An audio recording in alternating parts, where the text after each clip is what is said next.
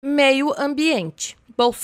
Bolsonaro promoveu uma série de desmontes nas políticas públicas de preservação do meio ambiente. Segundo o Instituto de Pesquisa Ambiental da Amazônia, IPAM, somente nos últimos 3 anos o desmatamento da Amazônia aumentou 56,6%. Órgãos de fiscalização também têm sido atacados e outros biomas estão sob intensa ameaça. Um cenário que, de acordo com especialistas no assunto, leva a uma certeza: o meio ambiente não sobreviverá a mais um governo descompromissado com a pauta socioambiental. Ele também colocou em prática a política de anistia a criminosos ambientais, que resultou em recordes de desmatamento da Amazônia e do Cerrado brasileiros. Segundo o Instituto Brasileiro do Meio Ambiente, IBAMA, em 3 anos de gestão, o governo de Bolsonaro aprovou a maior quantidade de defensivos agrícolas em mais de 20 anos. Foram 1.560 novos ingredientes ativos registrados entre janeiro de 2019 e fevereiro de 2021,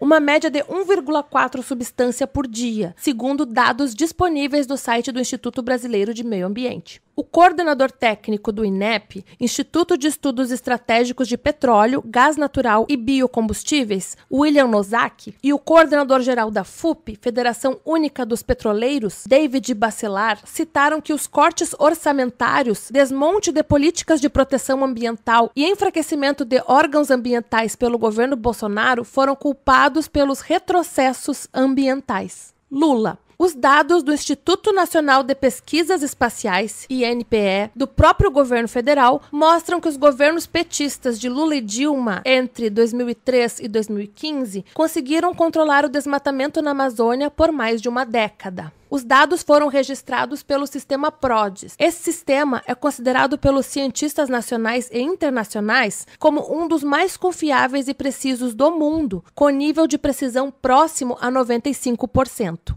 Corrupção. Bolsonaro. O clã Bolsonaro está envolvido em vários escândalos de corrupção, desde rachadinhas, funcionários fantasmas, compra de 51 imóveis com dinheiro vivo, ônibus escolares superfaturados, propina na compra de vacinas, sigilo de 100 anos, orçamento secreto, depósito de 89 mil na conta da primeira-dama, associação com milícia, dentre outros. O que são rachadinhas? É um esquema de corrupção. Trata-se do desvio de salários de assessores e funcionários públicos. No caso do gabinete de Flávio Bolsonaro, funcionários eram obrigados a devolver parte de seus salários, em espécie, ao então deputado. As rachadinhas de Flávio Bolsonaro desviaram mais de 6 milhões. O mau uso do dinheiro público é peculato. O uso sistemático disso é organização criminosa. A Isto É publicou uma matéria onde dizia o seguinte, envolvendo Carlos Bolsonaro. Segundo os promotores, o esquema funciona da seguinte maneira: Carlos destaca alguns funcionários de sua confiança para recolher o dinheiro das contas de funcionários fantasmas. O recurso, então, é usado para pagar despesas ou comprar bens para o vereador. O Ministério Público calcula que o gabinete de Carlos pagou 7 milhões a título de salários a servidores que sequer apareceram para trabalhar na Câmara. Na Wikilai, Lei do Acesso à Informação, consta em casos concretos no artigo sobre funcionários fantasmas. Em 2019, a agência pública mostrou que 5 ex-assessoras do então deputado federal Jair Bolsonaro não tinham crachá e nunca se registraram sequer como visitantes da Câmara dos Deputados. O The Intercept Brasil revelou caso semelhante, também em 2019. A assessora Natália Queiroz não tinha documentos que comprovassem sua presença no trabalho. O jornal O Estado de São Paulo apontou que ex-assessores do vereador Carlos Bolsonaro, filho do presidente Jair Bolsonaro, não tinha registro na Câmara Municipal do Rio de Janeiro. O jornal O Globo também investigou funcionários fantasma nos gabinetes da família Bolsonaro. Conforme a jornalista Juliana Dalpiva contou em entrevista a Fiquem Sabendo, além de funcionários fantasma,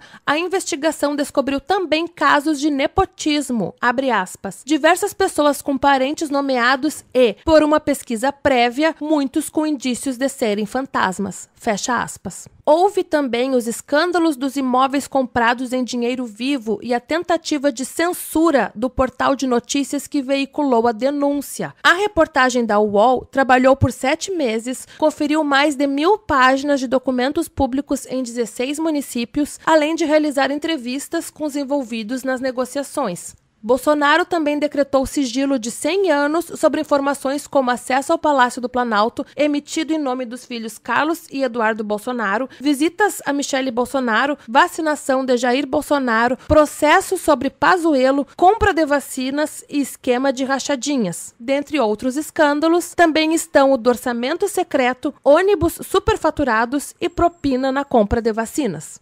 Lula. O maior escândalo envolvendo corrupção no governo Lula foi o Mensalão. O Mensalão foi um escândalo de compra de votos que ameaçou derrubar o governo Lula em 2005. A palavra mensalão é uma variante da palavra mensalidade usada para se referir a uma mesada paga a deputados para votarem a favor de projetos de interesse do Poder Executivo. Muito se falou da Operação Lava Jato, que acabou envolvendo Lula. A operação supostamente visava apurar um esquema de lavagem de dinheiro e propina, mas foi considerado uma grande farsa. A cineasta Maria Augusta Ramos, diretora do documentário Amigo Secreto sobre a Lava Jato, afirma que, abre aspas, remover um candidato à eleição, como se fez com Lula, encarcerado em 2018 sem provas, é algo muito sério em um Estado de Direito. Isso teve como consequência o que a gente está vendo agora. Não só a eleição de Bolsonaro, mas a consequência disso, a fragilização